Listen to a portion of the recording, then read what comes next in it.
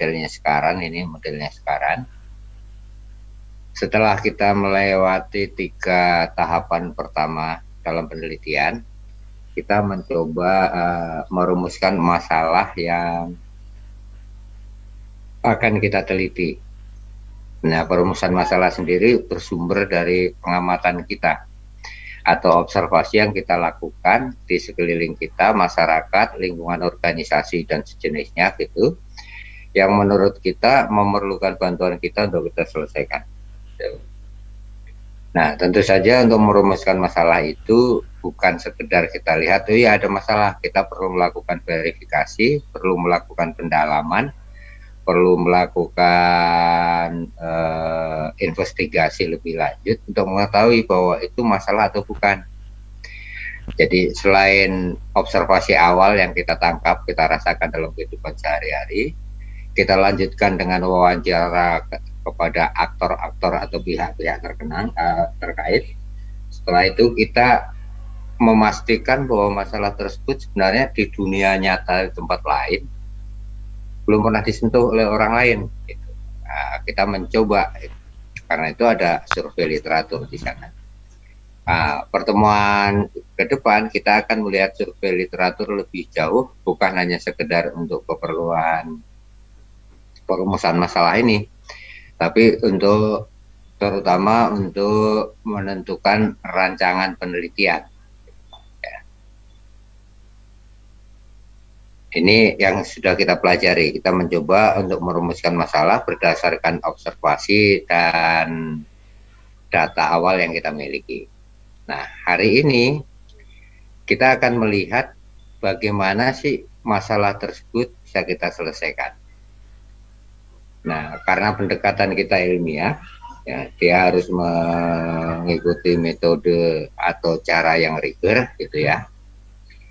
Hari ini kita akan melihat bagaimana masalah tersebut bisa saya urai menjadi bagian-bagian yang terkecil, tapi yang memiliki kaitan satu sama lain. Nah, itu yang disebut dengan kerangka teoritis. Sebagai contoh, misalnya kita melihat ada antrian panjang di loket layanan sebuah kelurahan. Nah, kita tahu itu masalahnya, ada antrian panjang kan, gitu. Tapi masalah itu muncul dari apa? Nah, faktor-faktor yang menyebabkan apanya itu, nah itu yang menjadi bahan untuk membuat kerangka teoritis. Tergantung sudut pandang kita. Kalau sudut pandang kita melihat dari sistem, ya kita berkepentingan untuk mencari siapa aktor-aktor terkait. Siapa operatornya, ada sistemnya atau tidak, terus bagaimana budaya para pengguna layanannya dan sebagainya. Nah, kalau saya berpikir dari sisi manajemen, saya akan melihat kalau namanya penumpukan masalah, penumpukan antrian, berarti ada waktu yang terbuang sia-sia, baik dari sisi operator maupun dari sisi pengguna. Gitu. Berapa loss kerugian yang ditimbulkan? Apa saja yang menyebabkan lossnya? Oh, karena nggak ada prosedurnya, ya. Nah, nanti akan saya lihat pengaruh prosedur terhadap waktu yang diperlukan untuk memberikan layanan. Jadi satu masalah bisa kita lihat dari berbagai sudut pandang sesuai dengan keilmuan kita masing-masing. Atau kerangka teoritis. Tapi sebelum ke sana, kita berhenti sejenak merenungkan kembali munculnya metode kuantitatif dan kualitatif.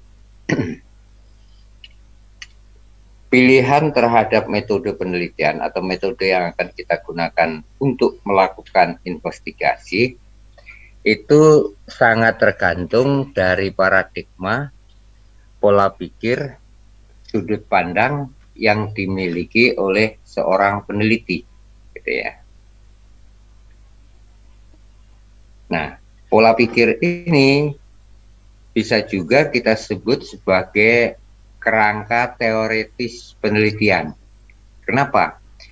Karena di dalam kerangka teoritis itu dia mengaitkan masalah dengan berbagai faktor, berbagai unsur, berbagai komponen yang membentuknya, dan pola pikir itu adalah sudut pandang, sehingga keduanya sama sebenarnya. Ketika saya ingin menyelesaikan masalah, saya mau melihat dari sudut mana ini, ya. Nah, biasanya kita langsung refer terhadap sesuatu yang embedded di dalam diri kita, knowledge yang sudah accumulated di dalam diri kita sebagai alat untuk menyelesaikan masalah. Dan itu dalam kehidupan sehari-hari biasa terjadi ya. Kalau misalnya melihat suatu kasus, seseorang akan langsung mengaitkan penyelesaian kasus tersebut sesuai dengan profesi atau pekerjaan dia. Seorang apotek yang ketemu orang yang jalannya loyo akan, oh bapak ini kayaknya asupan vitaminnya kurang. Dia akan selalu merefer kepada ilmu yang dia tahu. Tapi bagi seorang yang biasa melakukan pembinaan mental akan, oh bapak semangatnya yang kurang. Bapak harus memiliki semangat hidup, berjalan tegap, dan sebagainya. Nah, itu disebut dengan paradigma atau pola pikir yang kita miliki ya, dalam memandang suatu masalah. Dan pola pikir ini akan berpengaruh terhadap pendekatan atau cara yang kita gunakan untuk menyelesaikan suatu masalah. Dalam kehidupan sehari-hari kan biasa gitu ya. Gitu. Nah, kalau kita lihat dari sisi lain, nah, apa yang disebut dengan paradigma? Paradigma atau pola pikir itu sebenarnya terbentuk dari berbagai asumsi, berbagai konsep, ya. Dan proposisi itu hukum yang kita yakini pasti berlaku gitu ya. Yang kait-mengait sedemikian rupa secara logis. Artinya reasoningnya juga jalan, nalarnya juga jalan, gitu ya. Nalar sebab akibatnya juga jalan. Dan rangkaian tadi yang saling terintegrasi tadi, itulah nanti yang akan kita gunakan menjadi pedoman dalam penelitian kita. Jadi pola pikir itu ya cara pandang kita lah terhadap suatu realitas yang dihadapi di dunia ini, gitu ya. Di dunia ini, kita orang statistik kalau melihat segala sesuatu pasti langsung berpikir secara numerik. Kenapa? Karena statistical thinking kita yang jalan dibandingkan sense kita, gitu, dibandingkan rasa kita. Gitu. Melihat, oh saya ketemu orang ini, rumah di sini kondisinya buruk, jalan lagi buruk lagi. Waduh, ekonominya bagaimana mereka ya? Bagaimana mereka memperoleh pendapatan, bagaimana mereka menikmati kesejahteraan hidupnya, dan sebagainya. Nah, karena paradigma penelitian ini merupakan pola pikir seseorang yang digunakan dalam memandang atau memframe, ya, meletakkan masalah dalam frame, dalam kerangka yang dia miliki, maka seringkali paradigma penelitian inilah yang kita sebut sebagai metodologi. Sekali lagi, metodologi itu berbeda dengan metode ya. Kalau metode sekedar cara, metodologi lebih kepada keseluruhan step atau tahapan yang mesti dilakukan. Itu tahapan penelitian, paradigma penelitian. Nah, kenapa saya merasa ini penting? Karena inilah nanti yang mempengaruhi kenapa orang memiliki sehingga teman-teman bisa memahami mengapa orang memiliki pendekatan yang berbeda dalam melakukan penelitian. Berada di dua kutub. Walaupun sejak tahun 18 atau 19 ke sini gitu, paradigma ini mulai ada yang dikenal pandangan campuran ya, pandangan campuran antara keduanya, mencoba mencari titik tengah. Tapi secara umum ini masih berlaku. Jadi ada yang disebut dengan paradigma positivis atau objektif ya. Ada yang disebut dengan paradigma interpretatif atau konstruksionis, gitu ya. Orang positivis itu pandangannya sederhana sebenarnya. Dia merasa bahwa yang namanya pengetahuan itu hanya bisa diperoleh dari pengalaman indera, ya, hanya dari pengalaman indera. Jadi tidak melibatkan sense, tidak melibatkan feel, gitu ya. Dia hanya melibatkan pengalaman indera. Bedanya indera dengan sense apa? Kalau indera itu pasti bisa diukur, ya, bisa diukur. Misalnya saya menyentuh api panas, saya bisa ukur suhunya. Saya melihat warna hijau, senang. Gimana saya mengukurnya? Karena melibatkan rasa, nggak bisa diukur. Itu melibatkan opini, gitu ya. Jadi panca indera itu segala sesuatu yang bisa dirasakan atau dialami oleh panca indera bisa diukur. Mengecap asin, oh komposisi garamnya lebih tinggi dibanding yang lain. Nah, kita bisa ukur. Itu pandangan orang positivis. Jadi kita tidak mungkin memperoleh pengetahuan yang di luar pengalaman panca indera. Nah, ini sponsornya Galileo, Calvin, dan sebagainya. Ya, jadi ya, pengetahuan hanya bisa diperoleh kalau kita mengamati suatu objek. Keyakinan mereka bahwa pengetahuan itu ada di objek yang bersangkutan, bukan di penelitinya. Sehingga apa? Dalam pandangan kaum positif ini, pengetahuan peran peneliti itu tidak lebih dari sekedar pengamat realitas. Jadi dia hanya mengamati, kemudian mengungkapkan apa yang ada di dalam realitas itu tanpa melibatkan diri, gitu ya. Di abad-abad 15 ya, ketika Galileo dan sebagainya mulai mengemukakan ini, ya itulah semua aliran orang membentuk pengetahuan, dan itu asal muasalnya yang disebut dengan scientific process, melakukan akumulasi pengetahuan di bidang sains dengan cara melakukan pengamatan. Nah, ini pas betul untuk ilmu-ilmu alam sebenarnya, ilmu yang mempelajari bagaimana alam ini bekerja. Biologi, kimia, fisika, mereka melakukan pengamatan tanpa melibatkan diri. Bayangkan kalau seorang biolog harus melakukan pengamatan terus dia menjadi cacing, kan nggak mungkin gitu. Jadi dia mengamati objeknya, gitu ya, mengamati objek. Nah, itu mulai menghadapi tantangan ketika filosofi berkembang, ya, berkembang lebih lanjut. Tidak semua pendekatan itu bisa diterapkan, katanya. Itu kata kaum interpretivis, ya, menginterpretasikan sesuatu. Gitu. Kalau menurut mereka malah sebaliknya, jadi memang kutubnya berseberangan. Satu sisi mengatakan bahwa pengetahuan hanya ada di objek, sementara kelompok sebelah interpretivis ini beranggapan bahwa untuk bisa melakukan penelitian, nggak mungkin saya hanya dengan melakukan pengamatan. Saya harus ada di dalam, ya. Ada di dalam, atau sekurang-kurangnya saya menanyakan kepada orang yang memiliki pengalaman langsung terhadap suatu peristiwa, suatu kejadian, sehingga mereka lah yang menjadi sumber pengetahuan, gitu ya. Jadi dengan immerse, terlibat secara mendalam terhadap objek penelitiannya, gitu. Nah, posisi peneliti ada di mana?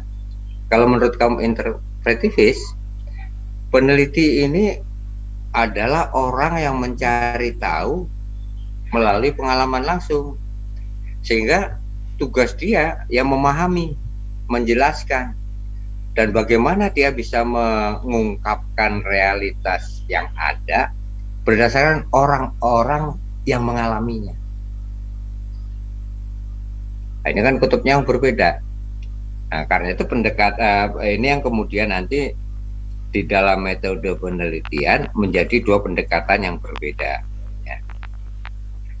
Yang satu pendekatan kuantitatif, karena dia objek, diamati, selalu bisa dikuantifisir, gitu ya. Yang satu menggunakan pendekatan kualitatif, artinya perasaan itu penting karena keyakinan mereka bahwa pengetahuan itu dibentuk oleh secara individu, oleh masing-masing orang yang memiliki kemampuan untuk menginterpretasikan terhadap semua kejadian yang ada. Mana yang paling benar? Dua-duanya benar sebenarnya, ya. Dua-duanya benar. Karena ada beberapa kejadian yang bisa kita dekati dengan pandangan positivis, ada juga kejadian yang hanya bisa diselesaikan dengan pendekatan interpretivis, gitu ya. Jadi psikologi itu campuran, gitu isinya, misalnya. Ya. Nah, kita statistik biasanya lebih condong ke positivis karena our life is number, kan gitu ya, karena kita berurusan dengan bilangan. Tapi dalam perkembangannya sekarang muncul yang namanya metode mix, metode campuran. Itu mereka menggabungkan dua pandangan ini. Jadi kalau kaum interpretivis, walaupun mereka tidak meyakini objek gitu, dalam meneliti mereka sudah dalam bagian tertentu mereka menggunakan teknik statistik juga, ya. Walaupun tidak secara keseluruhan, walaupun itu menjadi bagian dari interpretasi. Nah, ini yang menjelaskan munculnya metode tadi, kuantitatif dan kualitatif. Nah, jadi metode penelitian itu secara umum ada di dua kutub juga, ya. Yang metode kuantitatif itu merupakan pendekatan yang disiapkan untuk mereka yang menggunakan paradigma positivis, ya. Dasar filosofisnya bahwa pengetahuan hanya dapat dikembangkan berdasarkan observasi dan pengalaman objektif. Itulah sebabnya menjadi sangat penting bagi orang-orang kuantitatif untuk tidak bias. Supaya tidak bias, ya dia harus meletakkan semua objek penelitiannya sebagai objek dan dia tidak boleh melibatkan diri. Itulah sebabnya ketika teman-teman nanti belajar sampling, survei dan sebagainya, merupakan pelanggaran berat bagi kita ketika kita menanyakan kepada responden dan kita mencoba mengarahkan, karena kita nggak boleh terlibat, ya, mengarahkan jawaban responden ke pilihan tertentu misalnya. Itu bagi orang kuantitatif dosa berat itu, ya, karena ya pengetahuan itu yang punya objek, kita nggak boleh melakukan intervensi, gitu. Sementara di metode kualitatif sebaliknya, gitu ya, pengetahuan itu hanya dapat dikembangkan berdasarkan interpretasi individual, karena interpretasi individual atau personal terhadap suatu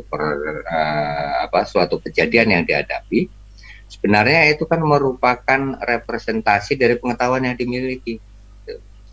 Saya ambil contoh misalnya, saya lama hidup di desa, saya lahir di sana dan besar di sana, dan sekarang juga masih sebagai besar hidup saya di desa. Berhadapan dengan orang kota, kita ketika menghadapi fakta bahwa harus ganti motor, gitu, pandangan saya motor itu bukan alat transportasi, karena transportasi itu ya perlu cukup jalan kaki, kan, gitu ya. Jadi pengetahuan saya, motor itu adalah bagian dari harta yang bisa saya akumulasikan, meningkatkan gengsi saya, gitu.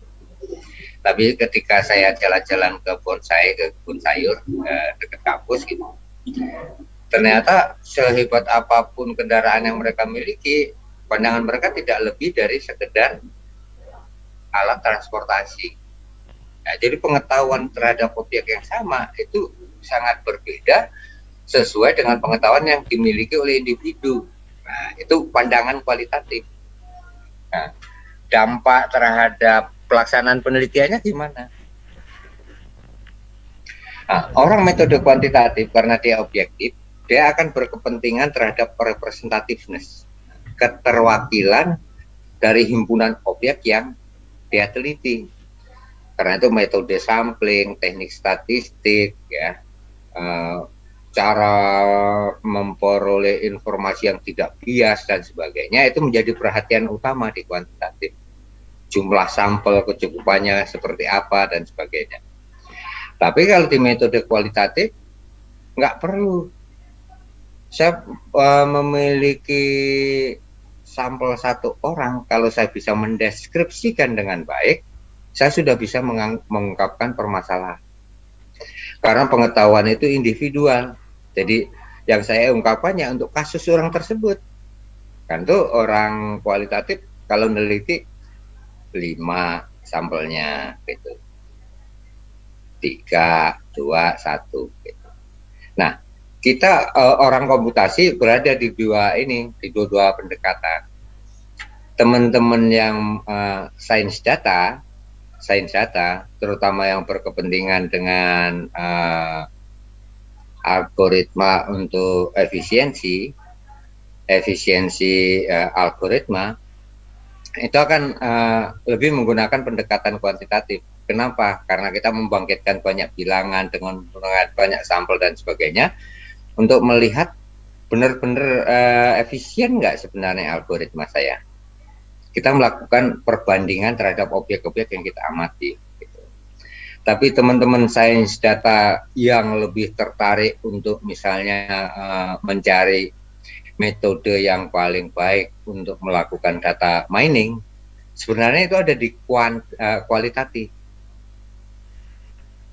Ya, di kualitatif. Karena tidak mungkin kalau misalnya saya melakukan survei terhadap metode data mining yang ada di seluruh dunia, gitu kan?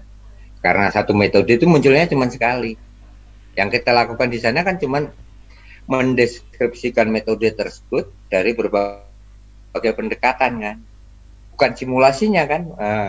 Simulasi itu kan cara ngetes saja pengetahuan yang kita peroleh. Gitu. Jadi sebenarnya sistem informasi, teknik informasi dan sebagainya, arsitektur dan sebagainya, itu pendekatannya adalah di kualitatif, ya. Walaupun di bagian-bagian tertentu dari komponen kualitatifnya, dia memerlukan kepastian dari kuantitatif. Itu yang disebut dengan mixed method, gitu ya. Nah, ini dunia yang berkembang. Nah, apakah penting bagi kita untuk memahami ini? Menurut saya ini sangat prinsip, sehingga nanti kalau kita terlibat dalam perdebatan, kita tidak berlarut-larut hanya karena sebenarnya dasar filosofisnya berbeda. Kita cukup tahu bahwa pendekatan kuantitatif, begitu orang menggunakan pendekatannya kuantitatif, ya kita kejar jumlah sampelnya seperti apa, skema samplingnya seperti apa, keterwakilannya bagaimana, cara memilihnya bagaimana. Itu yang perlu kita scrutinize, kita teliti lebih jauh untuk meyakinkan kepada kita bahwa hasil penelitiannya memang bagus. Nah, kalau kualitatif yang kita kejar adalah seberapa jauh dia berusaha memperoleh informasi untuk mendeskripsikan objeknya. Nah, contohnya kalau di kualitatif ini yang paling enak adalah ketika seseorang melakukan penelitian untuk mengembangkan sistem. Kalau yang di kuantitatif, begitu mau ketemu masalah, mau tahu itu masalah atau tidak, dia akan mencari data pembanding. Data yang diperoleh dari sana gimana? Data yang dari sini gimana? Data yang dari sini gimana? Trennya gimana? Benar nggak trennya itu menunjukkan masalah? Nah, kalau pengembangan sistem yang dilakukan apa? Ini antriannya panjang. Nah, saya cukup datang kepada operatornya, tanyakan kepada dia masalah yang dihadapi. Oh, ini Pak, sistemnya nggak jalan. Ya, siapa dulu yang mengembangkan ini? Siapa yang punya? Masih bisa ditelusuri atau tidak? Oh, enggak Pak, ini sistemnya. Nah, kita melakukan evaluasi terhadap sistem. Dari pemahaman terhadap sistem tadi, kita konfrontir lagi kepada operator. Ini kalau saya ubah menjadi begini, gimana? Sesuai nggak dengan kebutuhan kamu? Artinya kita cukup melakukan wawancara kepada operator atau pengguna sistem untuk mengetahui apakah ya usulan solusi saya kira-kira sesuai dengan kebutuhan dia tidak. Cukup satu atau dua orang yang terkait langsung dengan masalahnya. Jadi beda pendekatannya ya. Ya. Dan itulah sebabnya kalau teman-teman yang dari komputasi diuji orang yang dari latar belakangnya statistik biasanya menimbulkan perang dunia. Karena memang dasar sudut pandangnya beda. Orang kualitatif selalu menganggap bahwa pengetahuan itu individual, reside on individual, gitu ya. Gitu. Jadi dengan memahami dan mendeskripsikan masalah individual, kita cari solusi untuk kebutuhan individual juga. Jadi kepentingan orang kualitatif bukan untuk melakukan generalisasi, memperoleh pengetahuan yang baik, ya, yang baik terhadap suatu kejadian. Nah, siapa tahu ini nanti bisa dimanfaatkan oleh orang lain yang memiliki pengalaman yang sama. Itu caranya orang kualitatif mengakumulasikan pengetahuan. Oke, ini metode penelitian. Nah, karena memiliki landasan atau pandangan yang berbeda secara filosofis, maka sebenarnya proses yang ditempuh oleh orang kuantitatif dan kualitatif memiliki sedikit perbedaan. Secara umum sama ya, secara umum sama. Nah, ini skema yang ditawarkan oleh Katie Williamson. Katie Williamson itu termasuk orang yang berusaha mengembangkan cara untuk melakukan penelitian di bidang sistem informasi. Gitu ya. Orang Australia dari negara bagian yang South Wales. Nah, dia telusuri dan diamati metode penelitian dan paradigma penelitian yang dimiliki oleh peneliti itu ternyata membuat alur yang sedikit berbeda ketika mereka melakukan penelitian. Dan ini kalau kita bandingkan dengan modelnya sekarang, yang kiri ini sama persis sebenarnya, hanya dalam susunan yang berbeda ya. Orang kuantitatif akan berusaha memperdalam topik penelitiannya, kemudian secara simultan ini biasanya dilakukan secara bersama-sama. Dan lihat di sini, ini akan muncul penentuan variabel. Ya. Kenapa variabel? Karena hanya melalui variabel inilah dia bisa menelusuri atau melakukan pengamatan secara objektif terhadap suatu objek. Masih ingat nggak definisi variabel apa ya? Variabel itu apa sih? Nah, ini konsep dasar aja nih.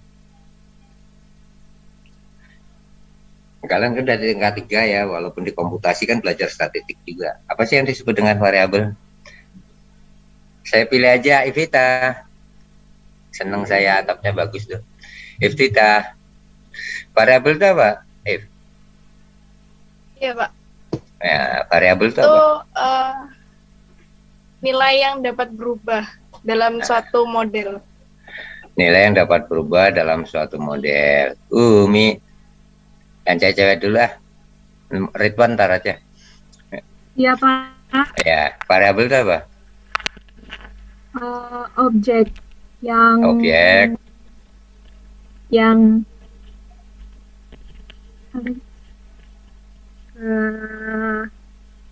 baca, Pak. Nah, mau baca. Nah, sekarang Ridwan, balik ke lu. Ridwan soalnya udah siap dari tadi gue lihat. Nah, Rid, variabel itu apa? Kalau menurut saya sesuatu yang peneliti belum tahu nilainya, terus yang ingin kita cari tahu nilainya. Nah, sesuatu yang peneliti belum tahu nilainya dan kita ingin tahu nilainya. Oh, Billy udah siap nih. Kalau menurut kamu apa, Bill? Menurut saya variabel itu semacam itu, Pak, objek atau karakteristik yang akan diamati dalam sebuah penelitian. Nah, agak cocok nih, agak cocok. Ya. Benar, Bill. Jadi kenapa orang kuantitatif berkepentingan dengan variabel? Karena variabel itu sebenarnya definisinya kan sederhana. Karakteristik dari suatu objek observasi itu variabel. Objeknya apa? Ya unit-unit entitas yang kita observe. Kalau misalnya orang, nah, karakteristiknya apa yang mau kita amati? Umurnya kah? Jenis kelaminnya kah? Dan orang itu kan memiliki karakteristik yang tak berhingga ya. Sebenarnya kita kan mencoba, teman-teman kuantitatif kan mencoba menyederhanakan persoalan dengan melihat bahwa semuanya itu deterministik. Padahal sebenarnya jumlah variabel itu kan tak berhingga. Tapi kita batasi untuk mengatakan ini objek observasi satu mau diwakili dengan umurnya. Ya, mungkin nanti ada banyak lain, hal lain. Tapi ini konsep dasar ya yang teman-teman harus pegang, gitu ya. Bahwa yang namanya variabel itu adalah karakteristik, sifat atau ciri dari objek observasi yang nilainya dapat bervariasi antar objek. Jadi saya gabungkan tadi kamu pilih ya, dia karakteristik dari objek, tapi iftitah tadi bilang nilainya dapat berubah-ubah, benar. Jadi dua-duanya itu harus merupakan satu kesatuan.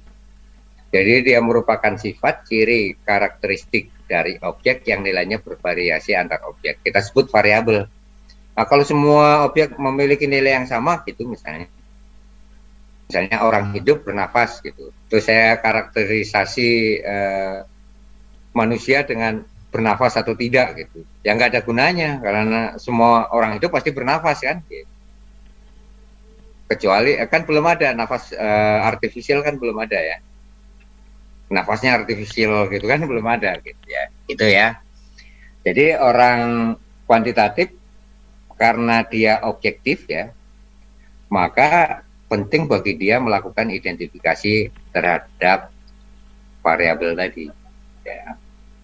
Oke, kita lanjut. Supaya pada bangun aja nih. Oke, kita lanjutkan. Sehingga penting dia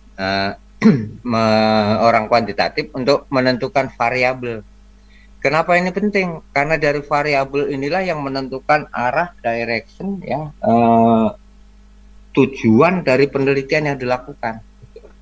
Jadi sepanjang proses penelitian dia akan mengumpulkan data tentang variabel, gimana mengolahnya, dalam rangka apa? Untuk menguji hipotesis dia. Hipotesis itu teori sementara, ya, pendapat sementara tentang hasil yang akan diperoleh. Itu diuji benar atau enggak. Jadi semua kesimpulannya nanti akan tergantung dari hipotesisnya benar atau tidak, gitu ya. Ini. Sementara di kualitatif, sorry saya melakukan perbandingan karena saya berhadapan dengan orang SD. Kalau saya berhadapan dengan orang SI, saya hanya akan yang di kanan, gitu ya. SD itu dua-duanya ada soalnya. Sistem informasinya ada, karena kita berkepentingan untuk membangun interface dan sebagainya. Ya. Kuantitatifnya ada, karena untuk menguji efisiensi simulasi misalnya, dari suatu algoritma, memerlukan hitung-hitungan kuantitatif gitu ya. Jadi saya pakai dua-duanya. Nah, kalau orang kualitatif beda lagi. Dia mengkaji literatur dalam rangka supaya dia bisa merumuskan pertanyaan. Ya. Jadi kalau di sini modalnya hipotesis, kalau orang kualitatif itu modalnya pertanyaan. Ya. Jadi misalnya apakah benar orang lebih senang dengan dimunculkannya tombol ini di dashboard? Apakah benar dengan menambah tombol ini sistem memiliki fungsi yang lebih baik? Kan gitu. Karena kepentingan kita hanya untuk kepentingan orang tertentu gitu. Nah, sehingga pendekatannya beda. Nah, apakah kualitatif tidak menggunakan kuantitatif? Dalam prakteknya ketika seseorang mengembangkan sistem, Untuk memberikan justifikasi apakah sistemnya baik atau tidak, yang biasa digunakan kan pendekatannya ada black box, ada white box gitu ya. Terus kemudian setelah itu ada survei usabilitas untuk mengetahui ini berfungsi baik atau tidak. Terus ada lagi survei acceptance, apakah mereka bisa diterima enggak oleh para pengguna dan sebagainya. Gitu.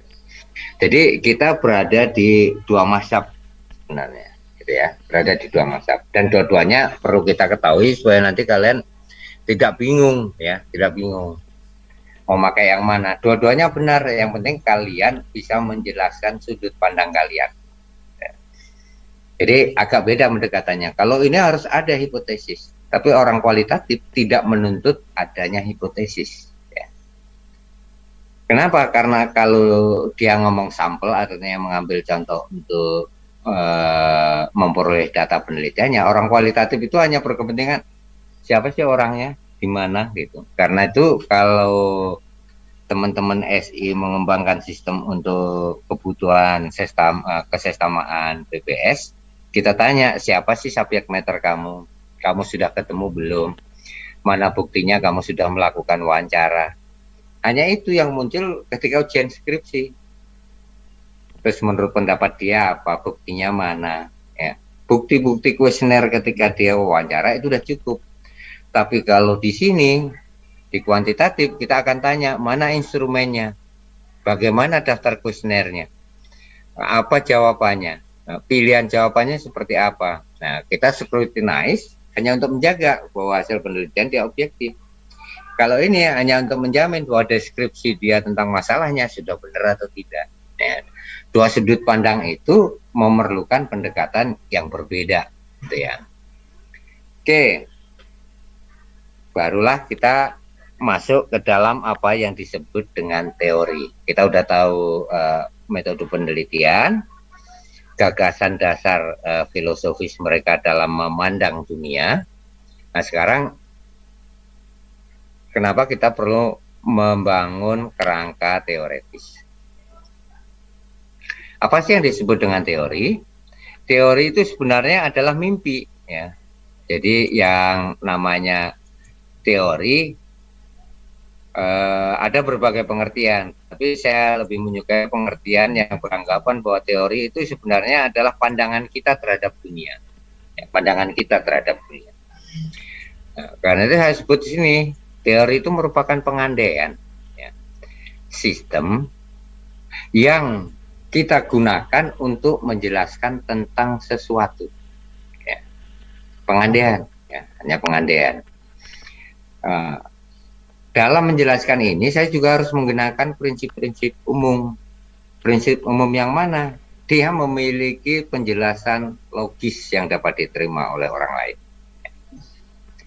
Jadi kalau orang kuantitatif, teori itu isinya hanya akan berupa variabel dan bagaimana hubungan antar variabel. Jadi kalau dia menyatakan bahwa faktor sosial ekonomi berpengaruh terhadap kualitas manusia, itu yang diwujudkan oleh IPM, nah, dia akan mengeluarkan variabel sosial ekonominya apa? Pendidikan, ada kesehatan, ada pendidikan, kesehatan, dan ekonominya. Nah, kualitasnya diukur oleh IPM-nya, itu misalnya. Dia akan mencari variabel dan bagaimana hubungannya. Oh, hubungannya positif ke kanan semua. Antar variabel diandaikan tidak saling berhubungan, gitu ya. Gitu. Nah, itu teori. Sementara kalau teorinya orang kualitatif, ya dia akan membentuk antrian panjang, ya. Ada kegiatannya apa. Dia akan mencari aktor-aktornya siapa, bagaimana mereka saling terkait. Use case yang dikemukakan ketika merancang sesuatu sebenarnya itulah yang disebut dengan teori. Teori, dugaan kita bahwa sistem bisa kita dekati dengan cara itu. Kenapa? Di sana kan ada sistem, ya. Ada sistem atau gagasan yang kita kemukakan dalam rangka menjelaskan apa maksud dan permasalahan. Jadi teori itu adalah usulan sistem yang kalian buat ketika mau menyelesaikan suatu masalah. Gagasannya begini. Nah, ketika kita mengemukakan gagasan, itulah teori. Jadi teori itu walaupun secara umum, teori umum itu hubungan antar fenomena yang berlaku secara umum. Ada teori evolusi, itu teori-teori besar. Dalam konteks penelitian, teori itu adalah ya teori sementara, bukan teori besar. Ya, bukan teori besar. Walaupun bisa saja nanti kalau teman-teman di sosial terutama, mereka harus berangkat dari teori besar dulu. Kalau meneliti sesuatu ya dia harus punya teorinya. Gitu. Kalau di kita, apalagi di komputasi dengan perkembangan yang begitu cepat, kita biasanya nggak mempersoalkan teori besarnya, grand teorinya. Tapi cukup dengan mengandaikan bagaimana variabel tersebut saling berhubungan. Jadi, secara umum, komponen teori itu cuma dua. Apa saja sih konsep atau gagasan yang ada di dalamnya, dan bagaimana hubungan antar konsep atau gagasan tersebut. Jadi bukan sekedar gambar, tapi ada penjelasan tentang gambar kalau dia direpresentasikan dalam bentuk grafis. Bagaimana mekanisme hubungan antar mereka. Itu yang disebut dengan teori. Jadi nggak usah serem-serem, sederhana saja. Ya. Kalau di kita nanti kan ada teori preferensi biasanya, teman-teman SD seneng. Ya. Teori preferensi, pilihan terhadap produk software tertentu, atau pilihan terhadap gaya hidup tertentu. Biasanya kita menggunakan dasar teori itu. Dari dasar teori itu misalnya di preferensi itu mengatakan bahwa pilihan terhadap sesuatu itu dipengaruhi oleh sosial ekonomi. Sosial ekonominya itu ada tingkat pengetahuan, ada kepemilikan, ada ekonominya ya, karena dia mengetahui sesuatu kalau dia tidak punya praktek, tidak punya gadgetnya gitu misalnya, ya tidak mungkin dia akan prefer untuk menggunakan teknologi tertentu, misalnya begitu. Nah, kita berangkat dari situ. Nah, nanti konsep-konsep ini kita terjemahkan sesuai dengan kepentingan operasional kita, gitu ya. Itu teori. Nah, dan kerangka teoritis itu sebenarnya ya teori saja yang kita bentuk dalam rangka untuk kepentingan penelitian kita, gitu ya. Jadi teori dalam pengertian yang sebelumnya tadi itu sebenarnya mencoba kita gunakan, ini fungsinya sebenarnya. Teori itu gunanya adalah untuk menjelaskan, memprediksi, dan memahami suatu fenomena atau kejadian, ya, kejadian atau masalah, ya, memahami masalah, ya, gitu. Dan kalau dalam penelitian bukan sekedar memahami yang penting. Biasanya kita challenge untuk membuktikan benar atau salah, gitu ya, gitu. Nah, sementara yang dibentuk kerangka teori, apa yang dimaksud dengan kerangka teori ini struktur, ya. Struktur biasanya untuk mudahnya kita sajikan dalam bentuk grafis, gitu ya. Jadi semua hal yang terkait dengan teori kita tampung di kerangka teori. Nah, dan kerangka teori itu sama teori. Kita berusaha menjelaskan teori tentang apa? Tentang masalah yang akan kita teliti. Kita frame dia dalam suatu struktur sistem sehingga kita bisa menawarkan solusi. Gitu ya. Itu kerangka teoritis. Nah, komponennya apa kerangka teori? Ya, sama persis komponennya dengan teori. Ya. Hanya terdiri dari konsep dan teori. Isinya cuma itu sebenarnya, konsep dan teori. Nah, konsepnya kita peroleh dari referensi atau literatur ilmiah. Teorinya kita ambil dari textbook. Biasanya cuma itu isinya, gitu. Nah, dan mengapa itu penting dalam penelitian? Jangan mulai bingung ya, jangan mulai hangat otaknya. Minggu depan kita lihat bagaimana membuat kerangka teori. Nah, sekarang kita pahami konsepnya dulu. Kenapa ini penting di dalam penelitian ilmiah? Karena dengan kerangka teoritis yang kita sajikan, secara cepat orang lain tahu seberapa dalam kita memahami masalah kita. Itu sebenarnya itu sih. Jadi walaupun munculnya nanti hanya di dalam 1 atau 2 paragraf, sebenarnya itu merupakan representasi dari upaya kalian ketika mencari literatur awal. Seberapa dalam kalian berusaha menggali, memahami masalah yang ingin kalian teliti. Nanti akan tampak sekali bahwa orang ini nggak punya cukup waktu untuk mendalami masalah, karena itu masalahnya ya sekedar ada supaya bisa menulis skripsi. Itu dari mana? Nggak ada sama sekali referensinya biasanya. Nah, kalau kalian yang sudah memiliki minat dari awal, kalian bangun minatnya untuk meneliti sesuatu, nah, kalian kan akan mencari bacaan. Kalian akan mencari bacaan, oh kata orang ini bisa pakai ini, kata ini segini, kata ini begini, tapi kelemahannya begini, sehingga saya menggunakan yang ini. Jadi kita sudah membandingkan pekerjaan orang lain untuk memilih. Gitu. Nah, pagernya apa pagernya? Rambu-rambunya cuman ketika membuat kerangka teori, please deh ya, sesuaikan dengan bidang pengetahuan atau kompetensi yang kita miliki. Kalau kita bidangnya statistik dan komputasi, ya jangan membuat kerangka teori misalnya untuk kimia. Kecuali di dalam tim kita memang ada ahli kimianya. Kalau kerja tim kolaborasi kan kita bisa membuat apa saja gitu ya. Gitu. Jadi sadar diri bahwa alat atau pisau yang bisa kita gunakan ya sesuai dengan pengetahuan kita. Gitu ya. Itu aja pagernya. Gitu. Oke. Nah, bagaimana cara kita bisa mengembangkan kerangka teoris? Nah, note yang pertama, biasanya untuk masalah yang kita hadapi, kita tidak akan menemukan di tempat lain. Jadi memang kita yang harus buat, ya. Ya. Jadi kerangka teoritis yang pas betul dengan kebutuhan kita biasanya nggak ada. Kalau teori mungkin ada, ya. Mungkin ada. Misalnya kita ingin meneliti tentang preferensi antara Facebook dengan Twitter gitu ya.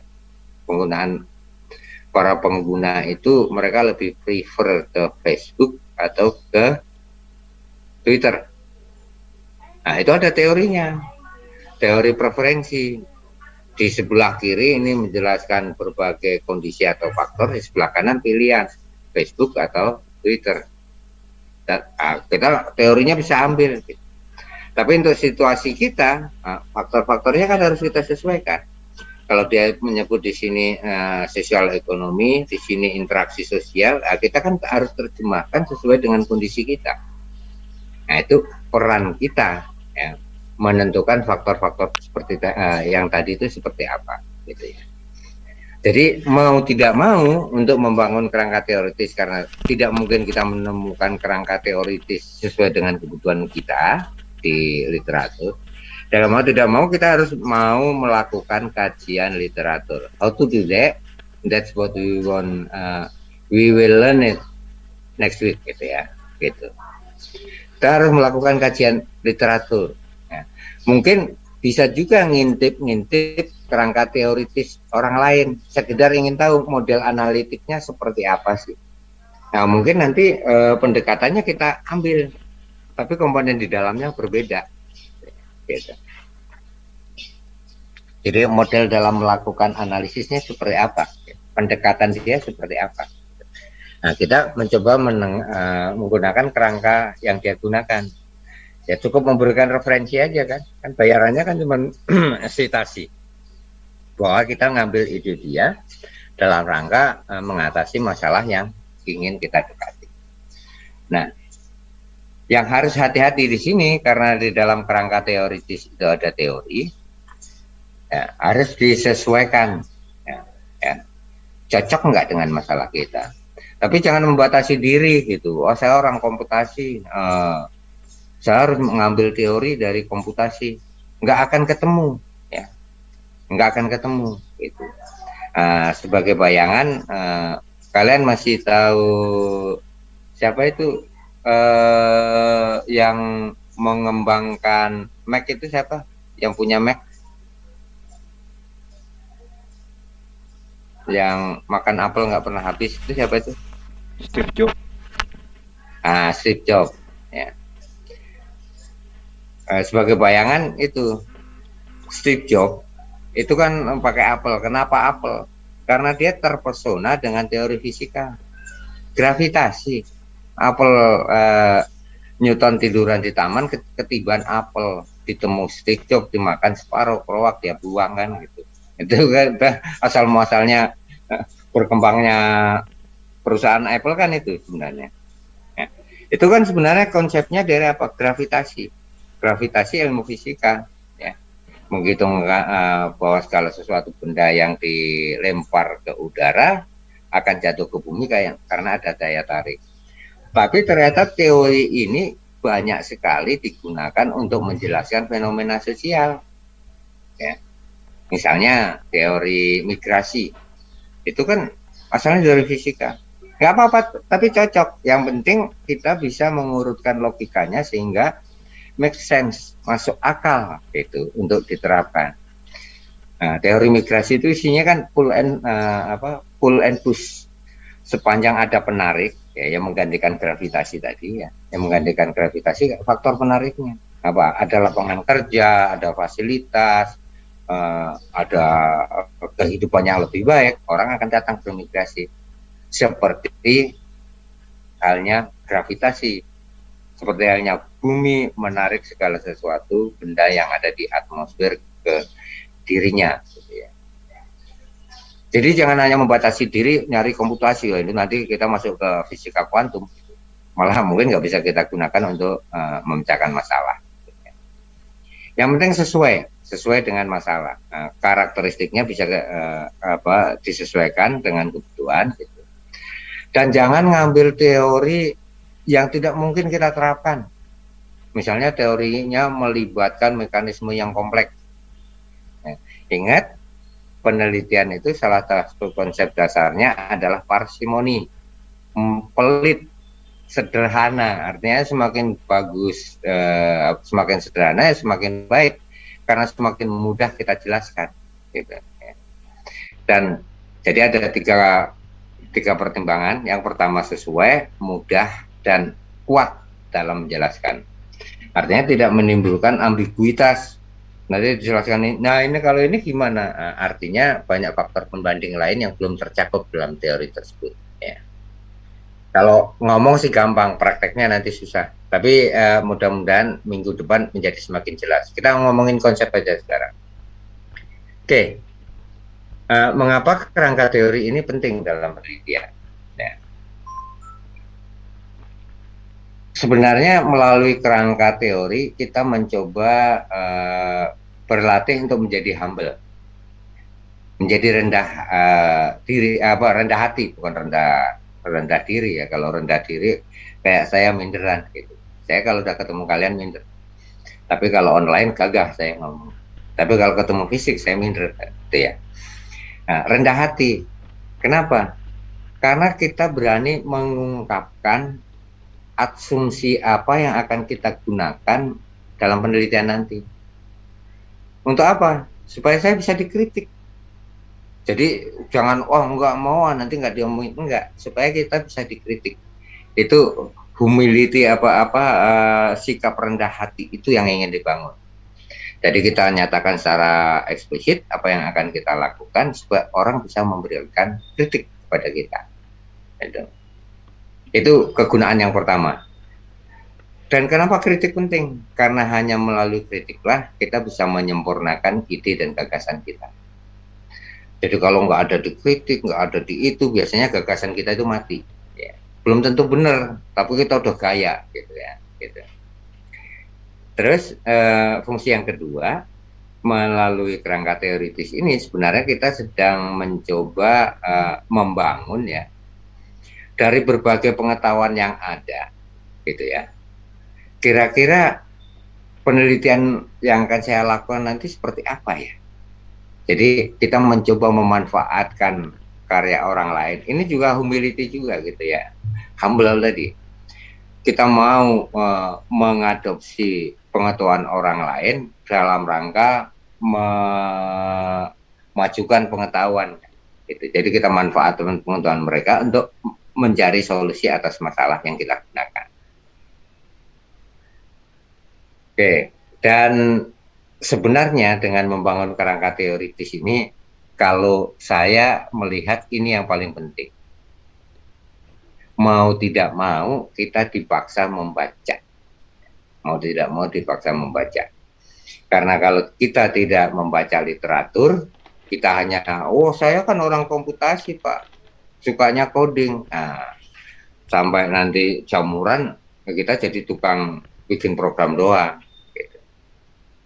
Tapi kalau kita mau membaca, kita tahu bahwa kadang-kadang kita membuat program udah capek-capek, ternyata orang lain sebenarnya sudah mengembangkan masalah kita itu. Mereka sudah menyiapkan, misalnya sekarang kan konsep pemrograman sebagian besar kan objek oriented. Kalau ada masalah saya tinggal ngambil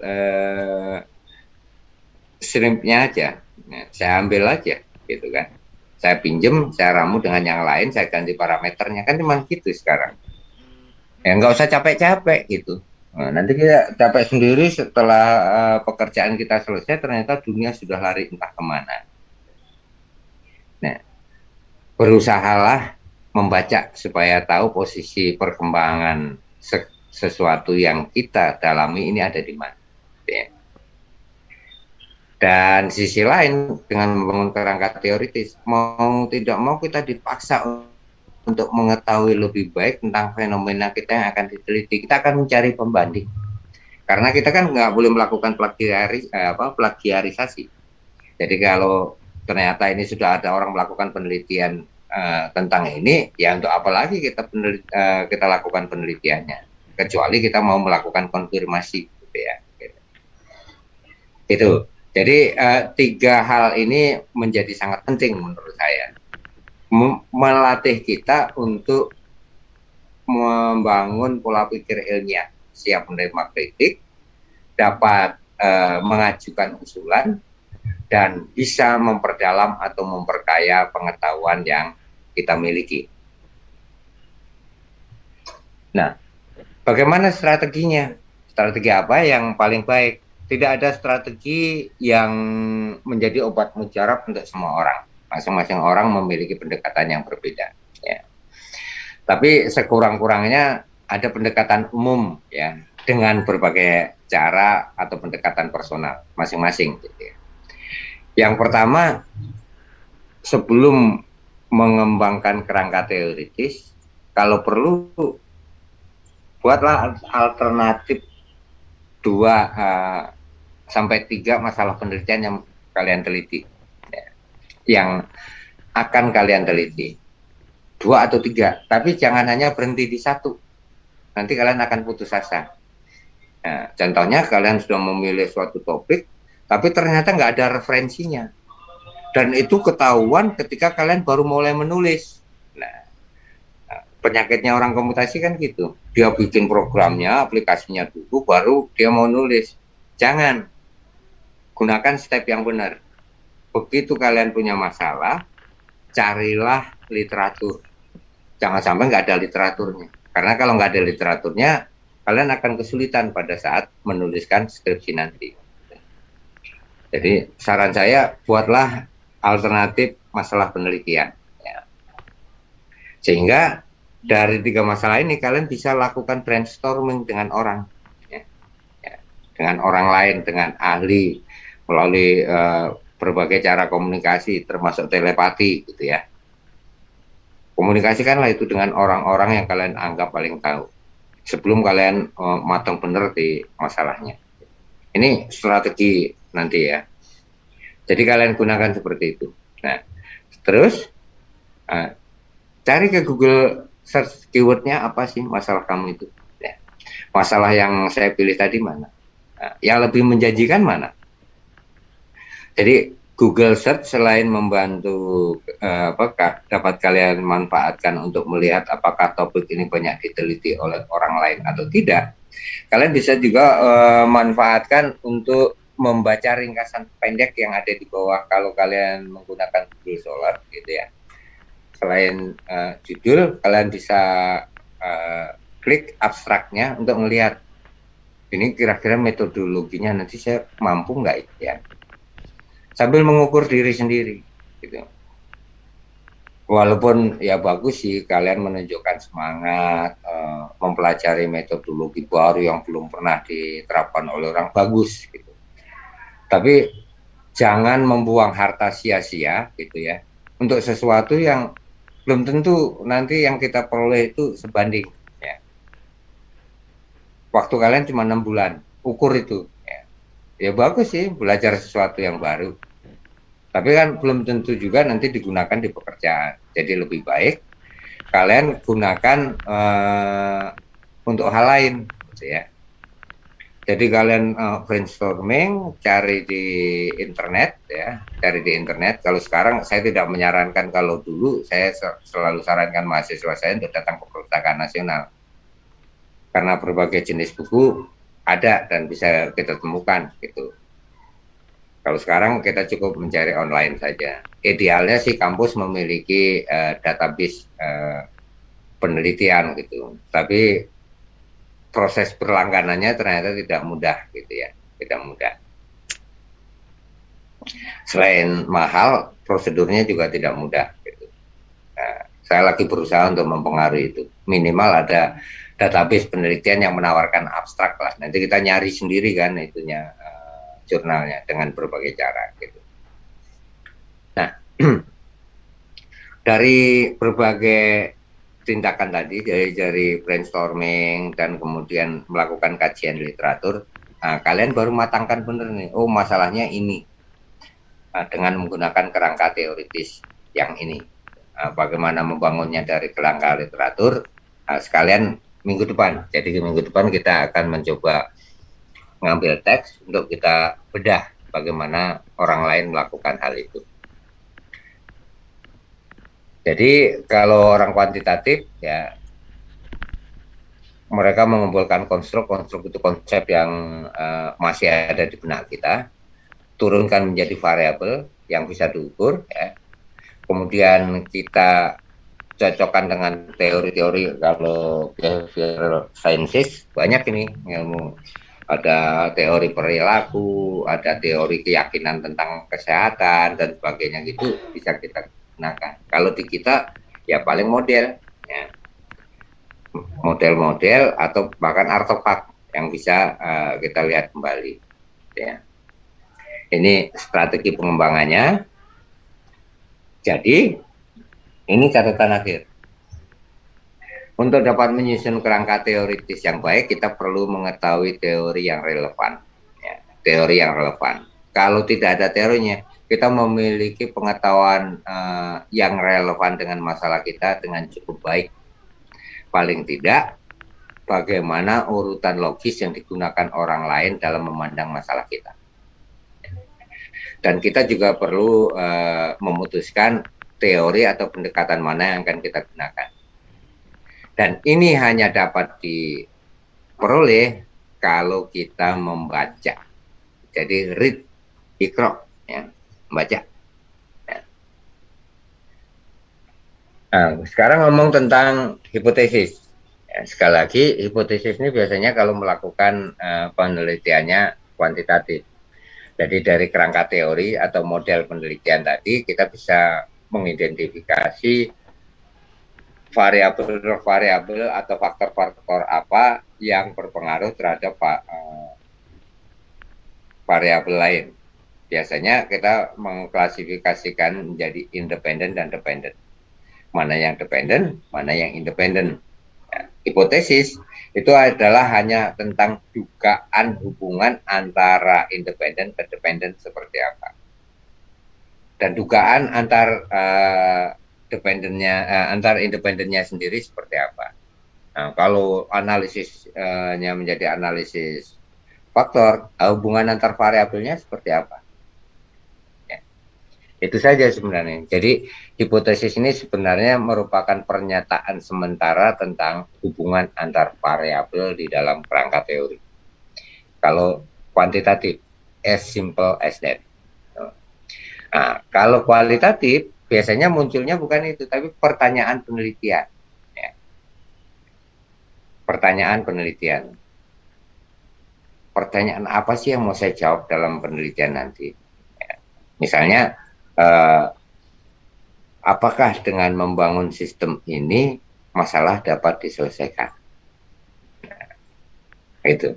Tujuannya ya membangun sistem. Jadi antara tujuan penelitian dan pertanyaan penelitian itu biasanya one in one relationship. Hubungannya satu-satu. Kalau tujuannya ini berdasarkan pertanyaan ini. Tujuan ini berdasarkan pertanyaan ini. Usaha kita hanya menjawab pertanyaan. Ya. Penelitiannya itu hanya menjawab pertanyaan. Ini modelnya pengembangan sistem. Jadi di sini saya tawarkan kerangka teoritis kalau memang ada teorinya, kalau nggak ada kita cukup menggunakan kerangka konseptual atau pola pikir logisnya. Ya. Oke, untuk presensi kalian, sorry saya makan waktu agak banyak dikit, cuman dikit ya. Kalian punya waktu sampai jam 10, berarti masih cukup waktu lah. 1 jam lebih. Kalian diskusikan kerangka teoritis dan hipotesis ya. Atau kalau tidak ada ya pertanyaannya tentang topik yang kalian sepakati dalam kelompok itu. Itu untuk kelompok. Nah, tugas pribadi kan nanti ada beban tugasnya 2 ya. Yang kelompok ini penelitian bersama, yang satu itu untuk membuat proposal penelitian. Jadi tugas mandiri secara pribadi. Sambil kalian kelompok, tugas mandirinya, kalau kelompok ini kan harus selesai di dalam kelas ini aja. Dan kalian mau ganti topik setiap saat nggak apa-apa, ya, setiap saat nggak apa-apa. Karena manusia kan selalu berkembang pikirannya sesuai dengan pemahaman baru yang dia peroleh. Kalian ganti topik dan sebagainya, tapi untuk setiap tugas tolong yang hari ini topik kalian apa? Ada nggak kerangka teoritis atau pola pikir atau kerangka konsep gitu ya. Mentah aja, jangan takut salah ya. Karena yang saya bukan malaikat ya. Jangan takut salah. Yang penting saya tahu proses yang kalian lakukan. Kerangka teoritisnya seperti apa. Kalau nggak ada kerangka konseptual. Kalau nggak ada ya kalian sajikan bahan lah bagaimana itu kalian akan selesaikan. Gitu. Dan yang saya maksud dengan hipotesis atau pertanyaan ini hanya bagaimana kira-kira kalian menyelesaikan tadi kerangka yang menurut ada di benak kalian. Itu penting karena dari situ nanti kita bisa membangun rencana penelitian kita seperti apa. Gitu ya. Nah, sekarang masih jambel-mambel gitu ya konsepnya, nggak apa-apa, usaha aja sesuai dengan pemahaman kalian. Gitu. Nah, di tugas mandiri secara pribadi lakukan hal yang sama dengan tugas presensi ini, tapi untuk topik penelitian kalian masing-masing. Jadi tetap kalian harus mengumpulkan artikel terkait dengan topik yang kalian pilih. Gitu. Bagaimana cara meringkasnya sampai nanti terbentuk menjadi kerangka teoritis, kita akan coba praktek minggu depan. Ya. Minggu depan saya akan carikan bahan yang paling sesuai sehingga mudah-mudahan pemahaman teman-teman meningkat. Oke, hanya itu yang bisa saya sampaikan untuk hari ini. Ya.